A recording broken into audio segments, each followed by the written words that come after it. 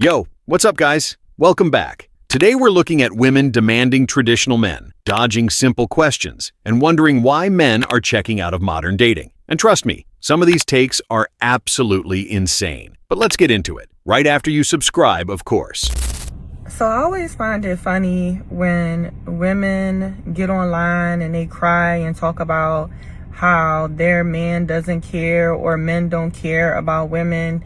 And we very much know this is very, very prevalent in the black community, where black women are always crying and saying black men don't care about black women and so on, right? But across the board, women are always trying to argue that men don't care. But this is what y'all don't seem to understand. Once upon a time, a man did care. A man stopped caring because of your nonsense. See, what they don't realize is that a man who no longer cares once gave a fuck.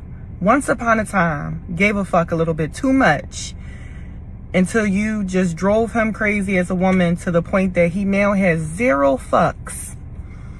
And now he no longer cares because he has come to the conclusion, why should I stress myself out when you're going to continue to do what you want to do anyway? Where you're going to continue to be a headache, where you're going to continue with the nonsense, where you're going to continue with the foolishness, where you're going to continue to not listen to me, where you're going to continue to not allow me to lead, so why give a fuck? So when a man starts to have zero fucks, ladies, please know 9 times out of 10 is because of you. You need to correct your actions if you want a man to start giving a fuck again. And that's the message for today. The whole argument boils down to, if he stopped caring, it must be because of her. Bro, that's a convenient story, but relationships aren't a video game where one person gets 100% of the blame. The interesting part is the assumption that a man becoming indifferent automatically proves he once cared too much. Nah, sometimes people just grow apart. Sometimes both sides contribute, and sometimes the relationship was simply bad. 9 times out of 10, it's because of you, is a wild statistic pulled straight from the Department of Trust Me, Bro. The reason women are having such a difficult time in the dating world today is because what y'all are actually looking for are conservative men, while simultaneously shitting on conservatism and living a liberal lifestyle or subscribing to liberalism, okay? The things that y'all are describing that you want in men, you want a chivalrous man, you want a leader, a provider, a man that loves the Lord, a man that allows you to sit in your femininity, a man that allows you to turn your brain off. Those are conservative values, babe.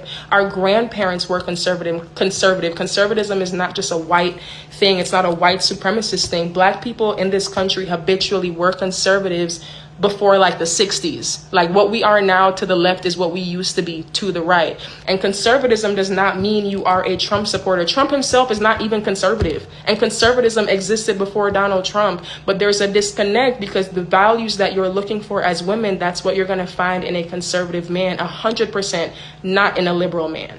Hope that helps. And there it is. Women saying they want traditional men while simultaneously rejecting the values that traditionally produced those men. Bro really wants the full conservative boyfriend package with a liberal lifestyle subscription. You want leadership, provision, protection, chivalry, and traditional family roles? Cool. But those things usually come with expectations on both sides. You can't just pick the benefits menu and skip the responsibilities. That's not a relationship philosophy. That's ordering a la carte and getting mad when the restaurant charges you. African men are way more dominant. You know, you have to cook for me. You have to. And if you don't, that doesn't make you a woman because that's how they were raised.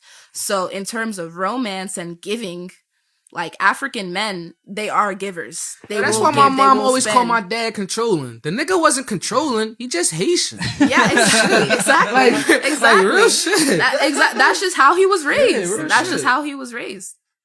So you saying like we just like we're not like you have to cook. We're more so like I want you to cook. Yeah, but if you don't cook, then I can probably cook. No, T, okay. That's wrong. I want you to cook. You don't gotta cook. If you don't fucking cook, I'm out. no, right? you go find somebody else to cook. See, one of the two. Like, it's options. Like you feel what I'm saying? Like you like G-shit. You as a man, that's respectable. As a man, that's respectable. You feel what I'm saying? Like If you don't she- have no, to no, no, cook. no, I ain't about to see her a lot force of- you to cook. I ain't the African nigga. He might got one option. His shit might be arranged. No, I got the gram. but no, a lot of a lot Real of rap. men are with women that don't like them. If I'm with a man and I like him and he's asking me cook and I'm not cooking, why am I with you? Nah, this conversation went from, I prefer my man to cook, to, if you don't cook, I'm out, real quick. And honestly, the funniest part is how confidently everyone is defining what makes someone a real man or woman. Bro, people can have different relationship expectations without turning dinner into a constitutional amendment. If cooking is genuinely important to you, find someone who agrees. Simple. The real red flag is acting like your personal preference is universal law. That's not dominance. That's just having extremely strong opinions about dinner. All I could think was, girl, get in the car. I was watching a reel where a husband told his wife, get in the car now. And instead of getting in, she starts questioning him. Why? Why are you talking to me like that? Why do you have that tone? All I could think was, girl, get in the car. If we're at a gas station and my husband suddenly says, get in the car now, I'm getting in the car. If we're outside and he says, get the kids and get in the house, I'm grabbing the kids and I'm going inside. I'm not questioning his tone. I'm not looking around trying to figure out what he sees because I trust my husband. If his demeanor suddenly changes and he gives me an urgent command like that, I'm going to assume that he sees something that I don't. My husband takes seriously his responsibility to protect his family, and those few seconds I spend questioning him could put us at greater risk. We can talk about what happened afterward, but in that moment, I trust the man I married enough to know the difference between control and protection. Okay, this one actually has a point. If your husband suddenly says, get in the car, there could be a legitimate reason. But here's the catch. Trust doesn't mean blind obedience. A healthy relationship can have urgency without turning into a military chain of command. The crazy part is acting like questioning someone automatically means you don't respect them. If there's danger, absolutely move first and discuss it later. But my husband commands, therefore I obey as a universal relationship rule? Nah, that's a whole different conversation. Can somebody please explain why women are like this, man? This man asked her a simple question and look at her response. Let me ask you a question. Since you claim to be not judgmental, let me ask you this last question. Would you tell your son if he had two options? One of these women, first woman is a virgin and she ain't never been with no man. This next woman is not a virgin. She done been with 25 dudes. These women are both exactly the same. Which one would you tell your son to be with? If he came in and you say, hey, mom, these women are two exactly the same. And let's just say in this hypothetical, they are exactly the same. The only difference is one is a virgin, one has been with 25 different people. Which one would you tell your son to be with? Which one? The one that he loves the most. I love both of them the same, Mom. It's on you. Nigga just said both of them the same. One been with 25 different dudes. Sexually. How we love both of them the same? Cause he gonna tell him to be with both? Bruh. No, I'm asking how does he love both of them the same? Hypothetical. You don't have children. How you hypothetically speaking, man. So I'm asking the question. Okay. Would you tell your son to be with the woman that's been with 25 women, 25 dudes sexually, or no dudes sexually? Both of these women are exactly the same. Just answer the question. Me personally, I would ask follow-up questions like, they're exact same. Any question that you ask, well, which one loves you more? Which one cook more? Which one is more nice? They're both the exact same. Personality, looks, and everything. They both the same. So 25 bodies, 0 bodies. Which one are you telling your son to be with?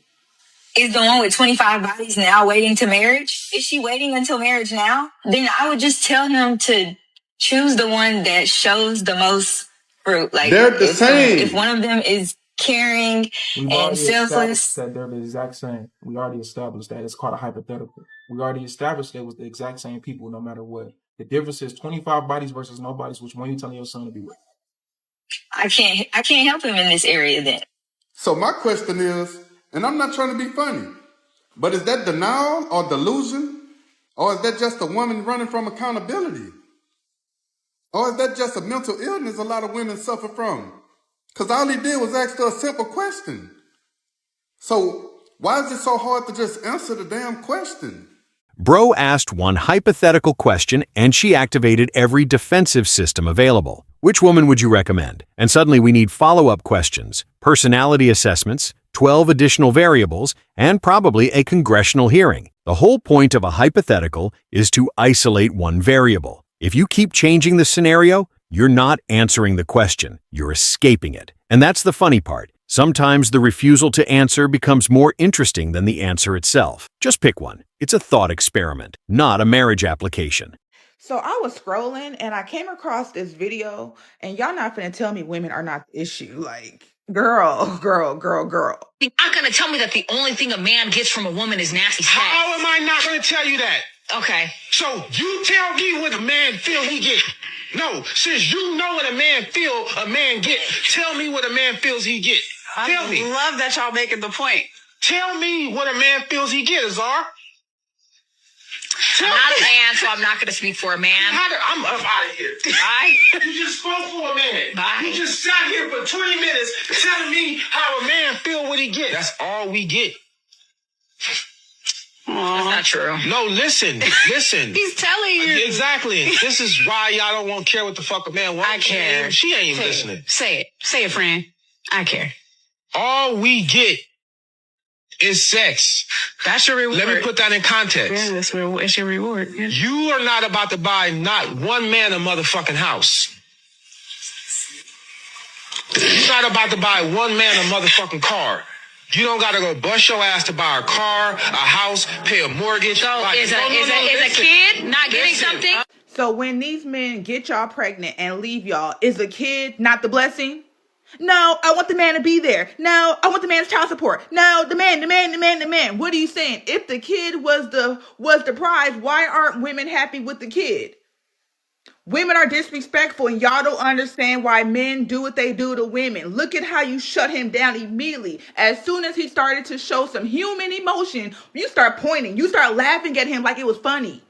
You started laughing at him as if his emotions was fucking funny. Y'all wonder why men do not speak out. Y'all wonder why men have mental health issues, why they be beating on bitches, because y'all do not know how to communicate with men. Y'all think that you can speak for a man, but I can't, but you did.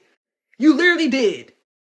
You literally did. These men don't get a fucking thing. That's why I said I would never want to be a man, but especially a black man. I would never. You have to die for ungrateful women. You got to provide. You got to protect. You got to do while getting nothing back. I would never want to be a man. I would always want to be a woman, and a black woman specifically.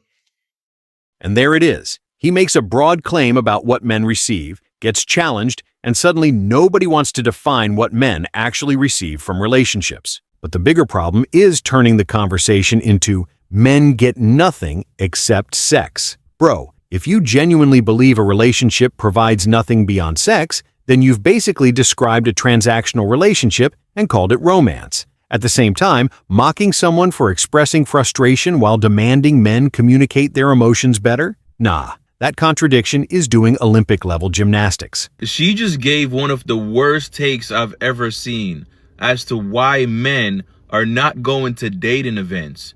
And she wrote this in the New York Times. Last week, I wrote a piece in the Times about why men are not showing up to dating events. So I wanted to understand why. And the general consensus that men told me was that it actually takes a lot of courage and vulnerability to put yourself out there and be judged and rejected. And I think women, because we have each other, we are more open to that, because then it becomes part of the plot and the gossip and the silliness. She did two things with that take. One, she made it seem like men are afraid to go to dating events because they're worried about getting rejected.